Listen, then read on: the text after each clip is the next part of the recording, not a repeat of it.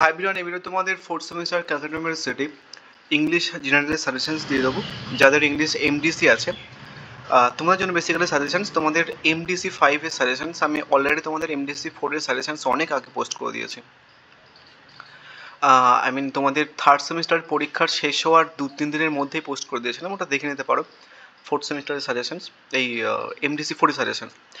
এবার এমডিসি 5-এ তোমাদের সিলেবাসটা অত্যন্ত বড়, আর এটার প্রিভিয়াস ইয়ারের কোশ্চেন্স অ্যাভেলেবেল নেই। মানে এই সমস্ত যে পোয়েট্রিগুলো রয়েছে এখানটায় তোমাদের প্রিভিয়াস ইয়ারের কোশ্চেন্স অ্যাভেলেবেল নেই, মানে প্রত্যেক কটার বলতে গেলে শুধু দ্য ল্যাম্বের প্রিভিয়াস ইয়ার অ্যাভেলেবেল রয়েছে, বাট বাদ বাকি কোনো প্রিভিয়াস ইয়ারের কোশ্চেন্স অ্যাভেলেবেল নেই। তো সেটার জন্য তোমরা যেমনভাবে ওয়েট করছো যে সাজেশন কয় পোস্ট করা হয় বা কিছু, তেমন যারা যারা ইংলিশের সাজেশন পোস্ট করে তারা ওয়েট করে আছে, ভয়ে পোস্ট করছে না প্রিভিয়াস ইয়ার কোশ্চেন্স নেই বলে।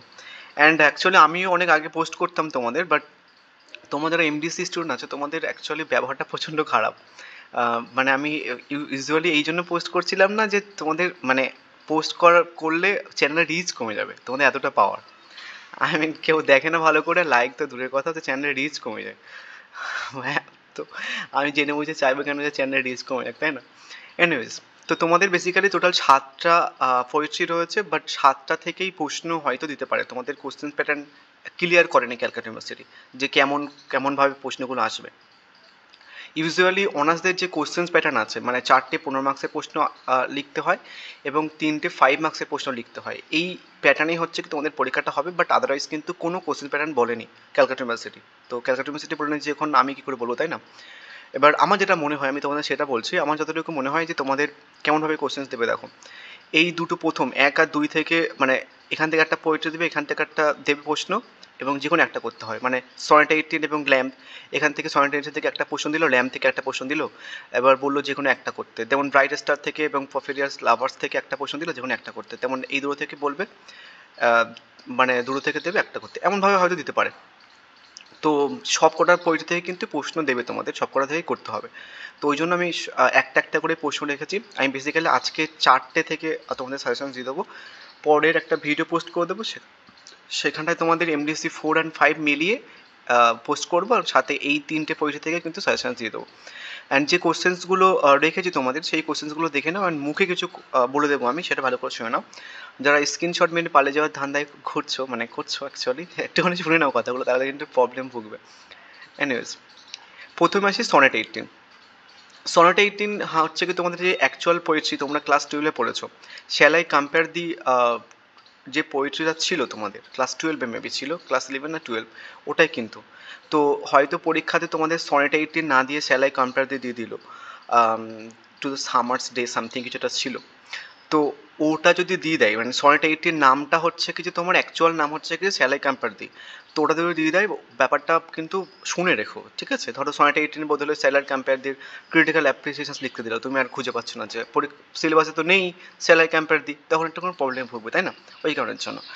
তো সনেট 18 তোমরা আর একটা জিনিস চেষ্টা করবে, সেটা হচ্ছে কি সমস্ত যে পরিচয়গুলো রয়েছে সেগুলো হচ্ছে কি সামারিটা পড়ে নেবে। অনেক সময় ধরো যে কোশ্চেন্সগুলো দিয়েছি ওটা একটু এলাবোরেট করে দিতে পারে, ঠিক আছে?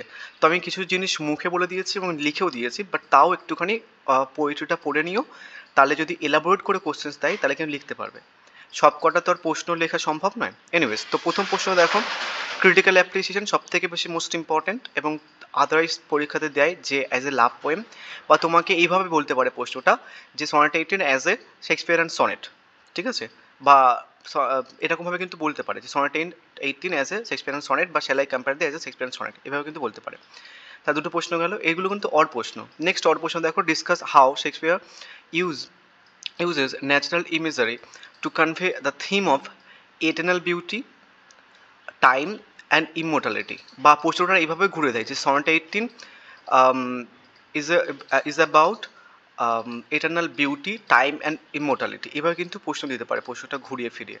নেক্সট প্রশ্ন দেখো, discuss how Shakespeare immortalise the beauty of his beloved in sonnet 18, বা মেটাফোর বা সিম্বলিজম, এভাবে কিন্তু দিতে পারে। মানে এটার্নাল বিউটি, যে ইমোর্টাল কনসেপ্টটা, বিউটি যে ইমোর্টাল, দেন সেই যে কনসেপ্টটা সেটা কিন্তু তোমাদের দিতে পারে। বেসিক্যালি ঘুরে ফিরে যদি দেয়ও এইগুলোর মধ্যে কিন্তু দেবে, এটা করে নাও, আর কোনো প্রশ্ন করতে লাগবে না। তো এটা গেল সনেট 18। এবার আসে হচ্ছে কি দ্য ল্যাম্প। ল্যাম্প থেকে হচ্ছে কি যে প্রথম প্রশ্ন দেখো, discuss the Blake the lamp as a symbol of innocence.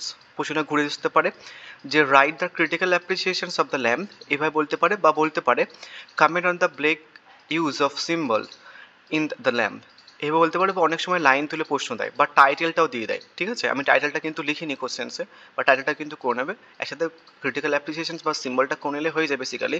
কীভাবে দেয় দেখো, how does the title the lamb relate to the themes of innocence and purity in the love in the poem, sorry.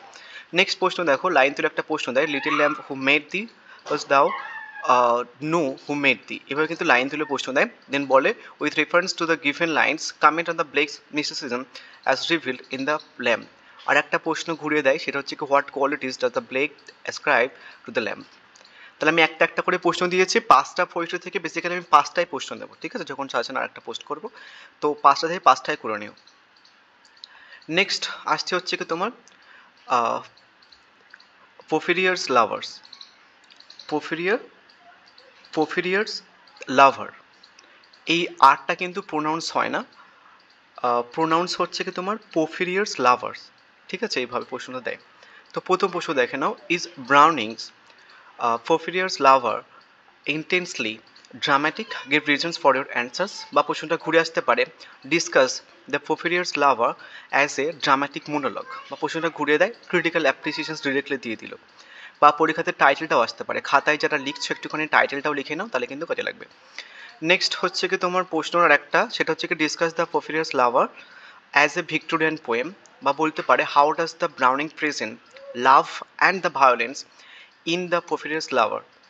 Next হচ্ছে কি তোমার comment on the psychological complexity of the speaker in the Porphyria's lover. আর একটা প্রশ্ন এখানটায় দেয়, সেটা হচ্ছে কি তোমার বলতে পারে এরকমভাবে, discuss the Browning's poem Porphyria's lover as a lover poem. ঠিক আছে, লাভার পোয়েম হিসেবেও কিন্তু দেয়, লাভার পোয়েম এভাবেও কিন্তু দেয়, বাট তোমাদের ড্রামাটিক মনোলগটা চলে আসে পরীক্ষাতে, কোনো চিন্তা নেই। নেক্সট লাস্ট আজকের কিডসের ব্রাইট স্টার রয়েছে, এটাও kind of sonnet, but basically আমরা যে সমস্ত সনেট পড়ে থাকি সেগুলো শেক্সপিয়ারিয়ান সনেট হয়, মানে ম্যাক্সিমাম তোমরা এতদিন ধরে যে সমস্ত সনেট পড়েছো, তোমরা বেসিক্যালি ম্যাক্সিমাম হচ্ছে কি তোমরা শেক্সপিয়ারিয়ান সনেট পড়েছো, বাট এটা কিন্তু শেক্সপিয়ারিয়ান সনেট নয়, এটা কিন্তু হচ্ছে কি ইটালিয়ান সনেট বা পেট্রিয়ার্কান সনেট। তো তোমাদের হয়তো পরীক্ষাতে এইভাবে দিতে পারে, আমি এখানটা দিয়ে দিয়েছি যে critically appreciate the Keats bright star as a love sonnet, বা লাভ সনেটের পরিবর্তে তোমাকে বললো হয়তো bright star as a Italian sonnet বা পেট্রিয়ার্কান সনেট। আমি তোমাদের স্পেলিংটাও লিখে দিচ্ছি, পেট্রিয়ার্কান সনেটের যে স্পেলিংটা, PETRACHAN,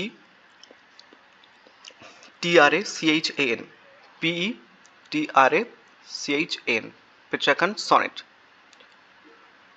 বা ইটালিয়ান সনেট। ঠিক আছে, তো পরীক্ষাতে কিন্তু ওইভাবেও দিতে পারে, বা ইটালিয়ান সনেট, বা হচ্ছে কি তোমার ইটালিয়ান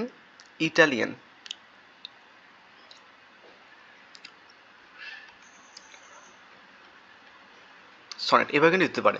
তো ফার্স্ট ইম্পর্টেন্ট প্রশ্ন হচ্ছে কি critically appreciate Keats bright star as a love sonnet, বা বলতে পারে যে right a critical analyze of bright star as a romantic poem, বা বলতে পারে discuss the theme of permanence and the change in the bright star, বা বলতে পারে discuss how does John Keats explore eternal view love and mortality in the bright star, বা বলতে পারে যে examine the use of imagery and symbolism in kids bright star and what qualities does the star possess in kids sonnet bright star, মানে যে স্টারের কথা উল্লেখ আছে তার কি কোয়ালিটিস থাকতে হবে এমন টাইপের। নেক্সট হচ্ছে কি অ্যাপ্রোপ্রিয়েটনেস অফ দ্য টাইটেল বা ক্রিটিক্যাল অ্যাপ্রিসিয়েশন, বা আর একটা লাস্ট প্রশ্ন examine the symbolic contrast between the star and the human love in the bright star. তো 4টে থেকে 4টে প্রশ্ন দিলাম, এই 4টে করে গেলে এনাফ, আর কোনো প্রশ্ন করতে লাগবে না বেসিক্যালি তোমাদের, আর বাকি 3টে পরীক্ষায় কিন্তু কোশ্চেন সাজেশন দিয়ে দেবো। So thank you.